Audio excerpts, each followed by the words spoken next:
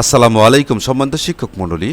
সরকারি প্রাথমিক বিদ্যালয়ে 2026 সালে ভর্তিকৃত শিক্ষার্থীদের পিএসপি এমআইএস পোর্টালে কিভাবে ডাটা এন্ট্রি করবেন সে সম্পর্কে আজকের এই ভিডিও। আশা করছি সম্পূর্ণ ভিডিওটি দেখলে আপনি নিজে নিজেই এই কাজটি করতে পারবেন। এজন্য প্রথমে আপনাকে একটি ব্রাউজার ওপেন করতে হবে। আমি এখানে ক্রোম ব্রাউজার ওপেন করছি এবং এই যে সার্চ বার আছে এখানে ক্লিক করছি। ক্লিক করে এখানে লিখছি PESP, লেখার সাথে দেখুন নিচে লেখা উঠেছে pesp.finance.gov.bd.login। এখানে ক্লিক করছি।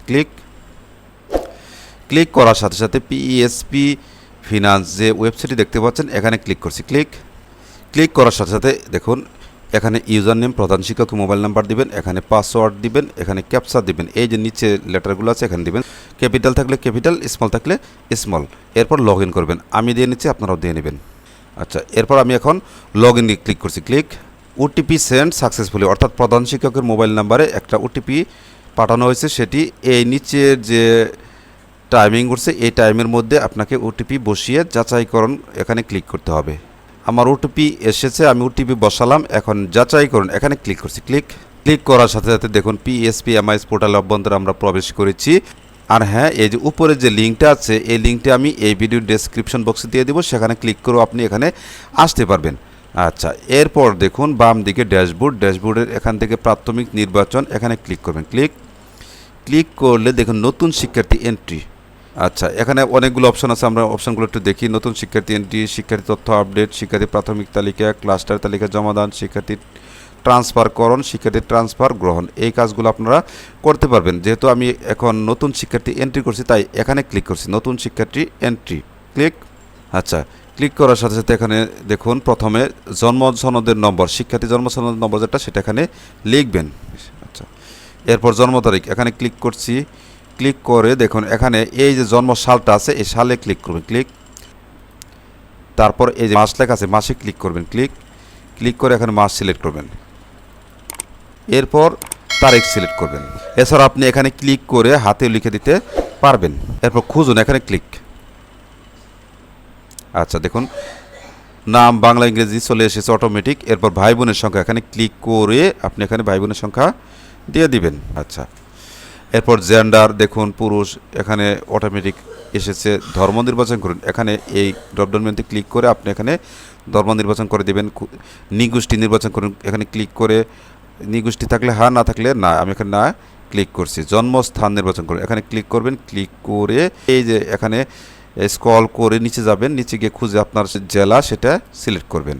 আচ্ছা, এখানে দেওয়া আছে শিক্ষার্থী, এখানে বাংলাদেশি, এখানে আর কিছু করতে হবে না। এরপর দেখুন মাতার এনআইডি, এখানে ক্লিক করে মাতার এনআইডিটা দিয়ে দিবেন। এরপর মাতার জন্ম তারিখ এখানে ক্লিক করে আমি এখানে বাইরে একটা ক্লিক করছি। ক্লিক করার পর এখানে আমি হাতে লিখে দিব।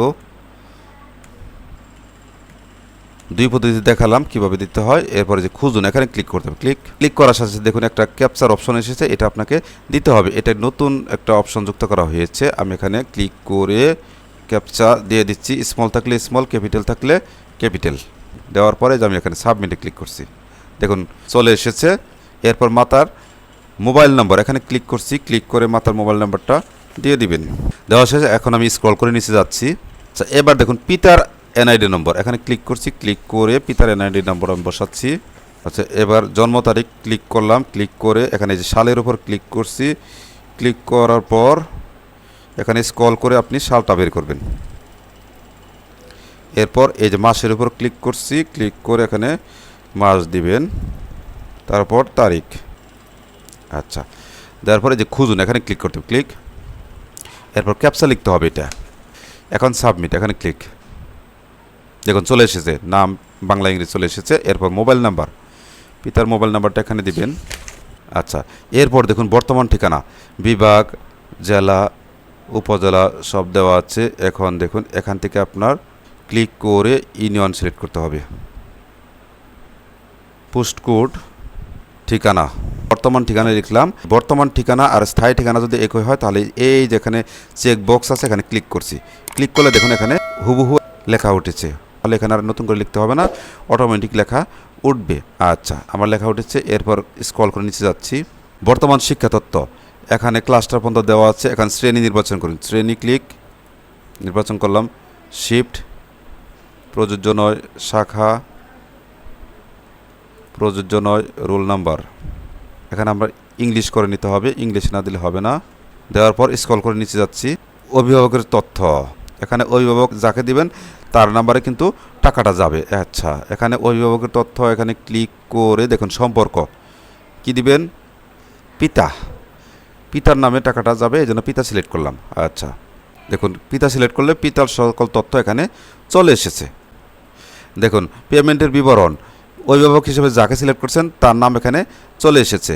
এখন এখান থেকে দেখুন মোবাইল ব্যাংকিং সেবাদানকারী প্রতিষ্ঠান নির্বাচন করুন। এখানে ক্লিক করছি, ক্লিক করে এখান থেকে বিকাশ, নগদ, রকেট, এম ক্যাশ, উপায়, এখানে যে কোনো একটা সিলেক্ট করতে পারবেন। যে কোনো এই সবগুলোর মাধ্যমে টাকা দেওয়া হবে। উনি দিবেন হচ্ছে বিকাশে, এই বিকাশ সিলেক্ট করলাম। দেখুন বিকাশের রাউটিং নাম্বার অটোমেটিক চলে এসেছে। আচ্ছা, এরপরে যে খুঁজুন এখানে ক্লিক করতে হবে, ক্লিক। অ্যাকাউন্ট সক্রিয় আছে, অ্যাকাউন্ট প্রদত্ত জাতীয় পরিচয়পত্রের সাথে যুক্ত, মোবাইল নম্বর প্রদত্ত জাতীয় পরিচয়পত্রের সাথে যুক্ত, কমপ্লিট। দেখুন এটা ঠিক আছে। আচ্ছা, এরপর সংরক্ষণ করুন, এখানে ক্লিক, রেকর্ড সাকসেসফুল।